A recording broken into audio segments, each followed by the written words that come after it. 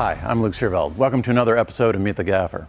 Today we're back in white limbo, on a set, in a stage, using tungsten. So our key fill, we've got a direct Maxi 9 coming through a full 12 by grid. Then we have another Maxi 9 bouncing into a 12 by ultra bounce. So just real straightforward. Then on the back cove, we've got 10 2K space lights. We're not doing high speed, anything, it's just all very straightforward. So that's what we got going for the white. And we're not that worried about getting it full on white. It can have a little bit of gradation, so that's cool. And then for a backlight, we wanted it to be movable somewhat. And so we went way old school. We went with 4K softs. So these are Mole 4K softs, and they've got like a 250 diffusion frame in them, and then we put the hard crates on. But we wanted it sort of, we have 3 units and we wanted them to be sort of all together as one source. So we added another layer of this. In this case, it's half grid. And maybe full grid would have brought them together a little bit better, but actually it's working really well for us. So we had a fridge, we had a table, we had a couple different scenes, and now we're gonna do some interviews. That's pretty much what we got going. Oh, here's the director. This is Meet the Gaffer, right? This is Meet the Gaffer. Hi, I'm Jim. Hey, Jim Barton, everybody. He'll be here all day. I met the Gaffer. We've only known each other for, I don't know, 30 years, but there you go.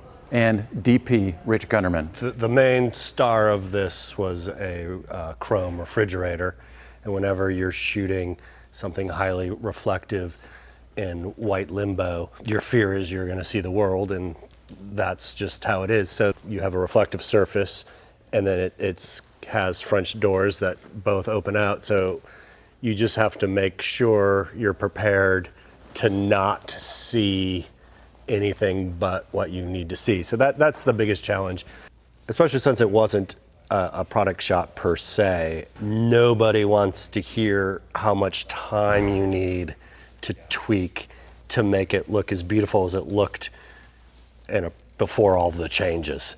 So you have to just be ready to go and have a team, which luckily I did, that's ready to just jump in there and do what it takes and scramble and find the happy compromise between, perfect, beautiful still frame and like really great, good looking, we needed to shoot 2 minutes ago frame.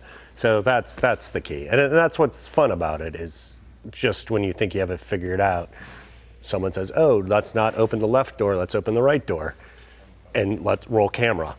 So it's always to just be prepared for all the things that could happen. And we're shooting with tungsten lights, which is kind of ideal. And it's nice using digital media in the early days.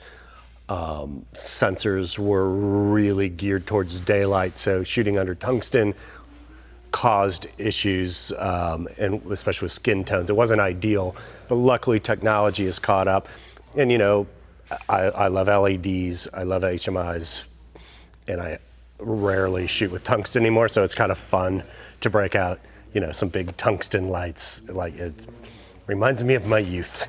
So there's just something about the quality of the tungsten light, not the color temperature, but the actual bulb, and with skin tones. And we had an Asian talent and a Caucasian talent, an African American talent, and everyone just looks really beautiful under a big tungsten source. The bigger your light, the softer. It's just was, we had a lot to do in one day, but everybody looked beautiful, and I had a small but really ace crew that, if you've got guys and gals that know what they're doing and love what they do, and you have a couple of toys, you can do really great work, and that's what we try to do. Thanks for watching, and we'll see you again next time.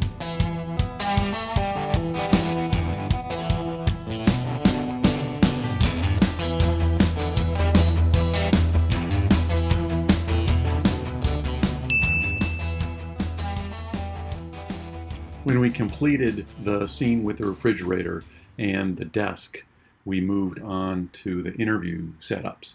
And then we also switched the key. So here on the left, where the key used to be, that now became the fill. And so we clicked off some bulbs, and then on the fill side, we moved the 9 light a little bit, made a book light out of it, added a layer diffusion, and so that was just a nicer, softer, more pleasing light for the interview. And then we had a little scratch. That was a 200 watt Aladdin. Earlier, when we shot the reverse of our talent opening the refrigerator, we flipped the refrigerator around so the doors were facing the cyc, and then put the camera inside on some boxes and wedges. Worked great.